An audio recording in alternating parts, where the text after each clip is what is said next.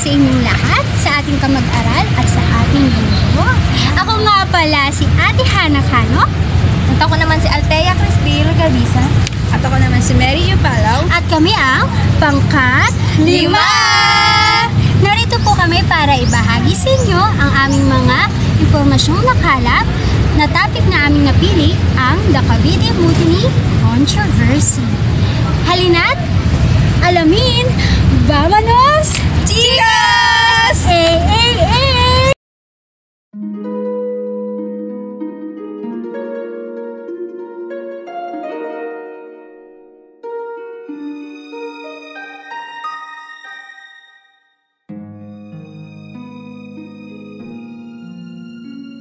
June 12, 1898 is our Philippine Independence Day. Ito ang araw o taon na pinagdiriwang natin ng mga Pilipino ang ating kalayaan mula sa kolonyalismo ng Espanyol o pananakop ng Espanyol sa ating bayan. Ngunit, meron pang isang taon na mahalaga din sa ating mga Pilipino. Ito ang 1872 event. The 1872 event ay may dalawang pangyayari o may dalawang naganap sa taon na yon, kundi ang The Cavite Mutiny at the execution of the Gomburza.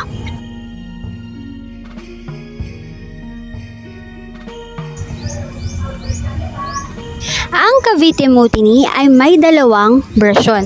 Ito ang Filipino version and Spanish version. Ano nga ba ang mutiny?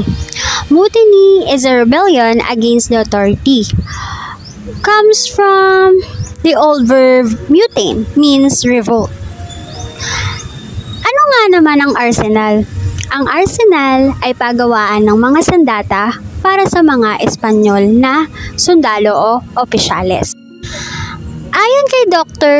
Trinidad Pardo Tidafera, o isang Filipino scholar and researcher who wrote a Filipino version, the bloody incident happened in Cavite o ang Cavite Mutiny. Ito, ayon sa kanya, sa batis ng kasaysayan, ito ay isang pag-aalsa ng mga sundalo at manggagawa na tinanggalan ng pribilehiyo.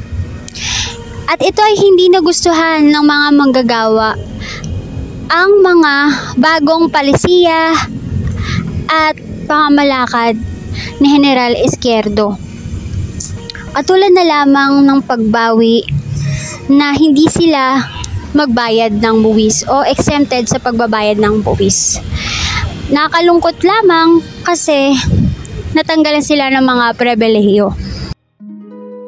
January 20, 1872, the Cavite Mutiny happens.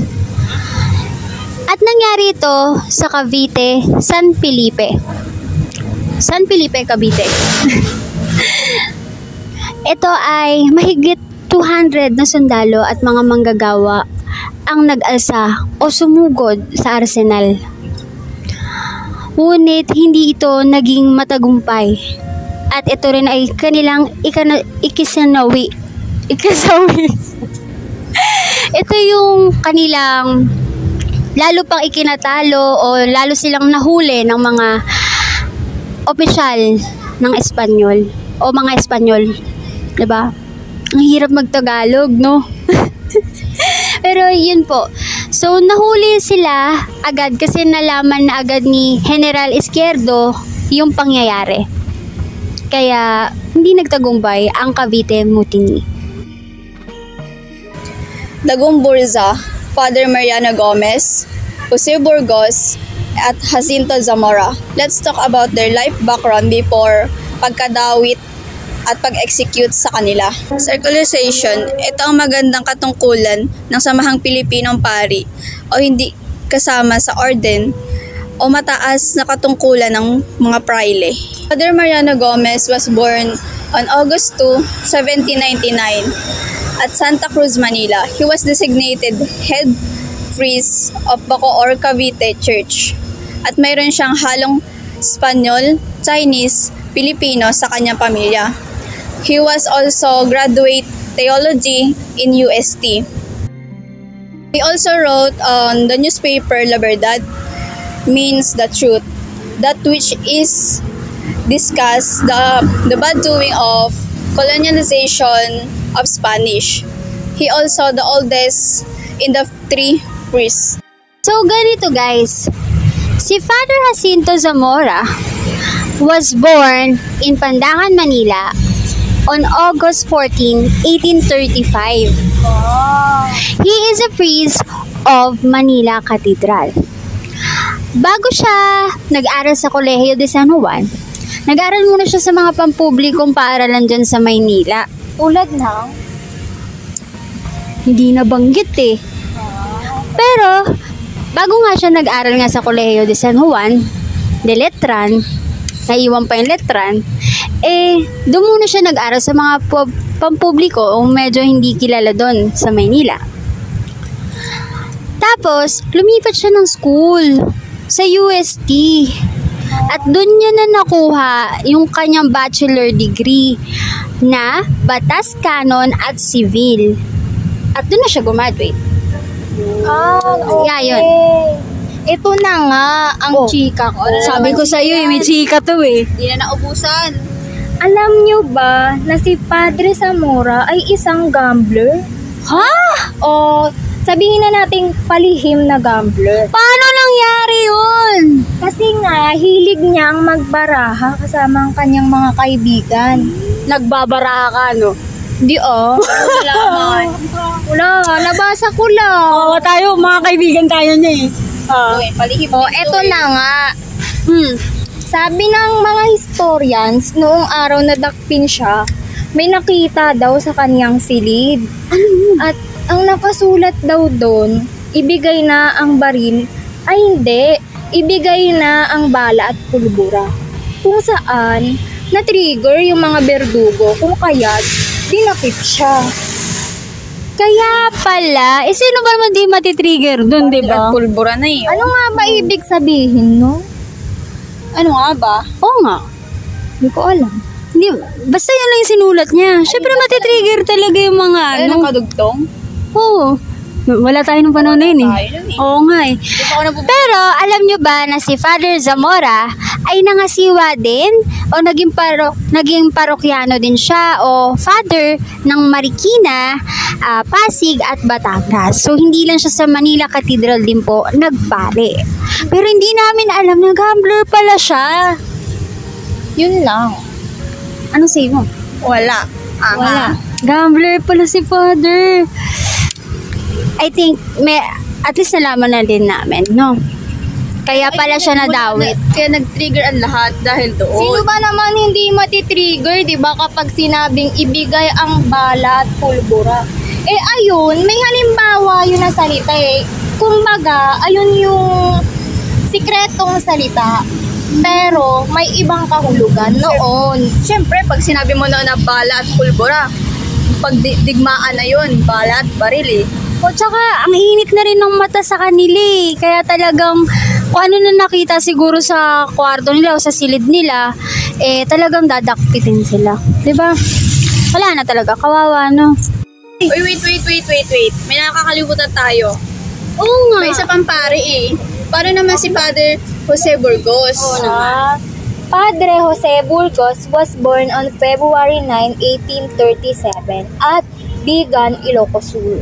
He is academic and smart.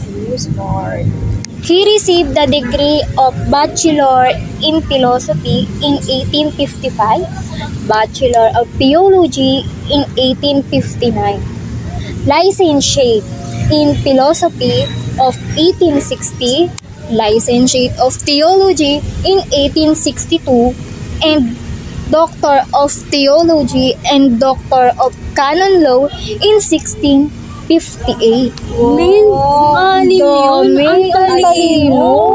Also, he is fiscal of the ecclesiastical court and a professor and master of ceremonies in University of Santo Tomas. Hindi ko kaya yan. Patient pa lang ng university.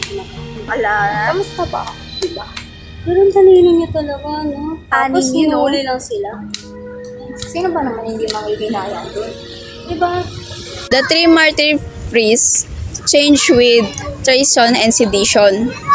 Or sila yung pinaghihinalaan na kabilang sa nag-alyansa sa Cavite sa kadahilan ng gusto rin na magkaroon ng sariling simbahan ng mga Pilipinong pari. Imbis na maging sunod-sunuran o maging alalay ng Espanyol na pari. Dahil dito, pinusahan sila ng garote. Garote, ito yung ginagamit nila ng death penalty noon. Ito yung may pinapaupo nilang kriminal sa isang upuan na may bakal sa leeg at may malaking tornilyo bandang batok. Pinipihit nila yung malaking tornilyo hanggang sa maputo lang spinal cord at maghudyat ito ng iyong kamatayan. Ito yung mabisang paraan nila noon para sa mga kriminal at pagpatay. Pero hindi pa rin ito makatarungan para sa mga taong inosente at walang kasalanan. February 17, 1872 at Bagong Bayan, Rizal Park, happened the horrible execution of the three priests, and they are Mariano Gomez, Jose Burgos, and Jacinto Zamora. Sa araw na iyon, nasaksihan ng bawat isa, lalo na ang Indio at mga Pilipino, kung paano ang walang awang pinarusahan ang tatlong pare na iginarote. At nasaksihan iyon ng Batang Pepe o kilala nyo sa pangalang Dr. Jose Rizal.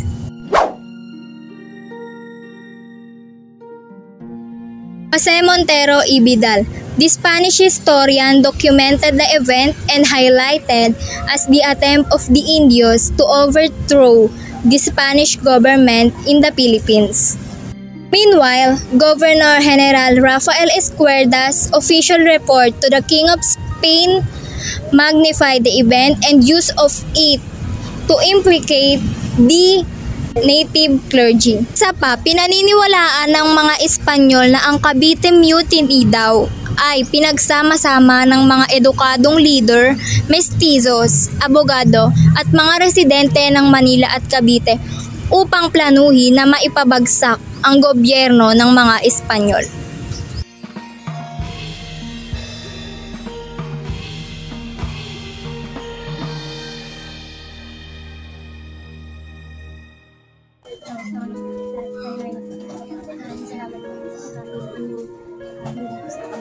Meanwhile, So, sana mga kamag-aral at syempre si Sir, napasaya namin kayo sa video namin. Although, marami rin kami, actually, naging masaya rin kami sa aming tour. Sa tour namin. At syempre sa pagkain.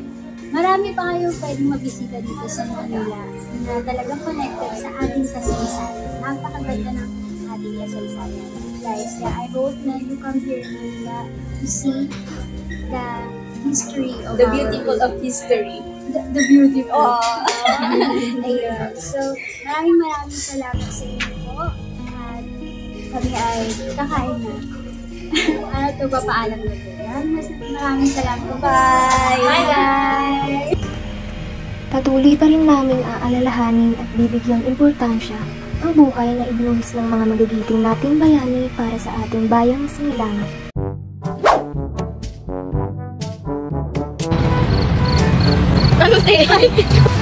Ayon. Wala ka. Batas, kanon, at sibil.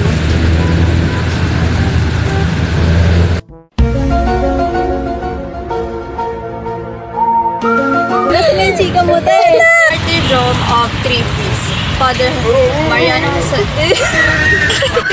Sabihin niyo kasi. February 9, 1837.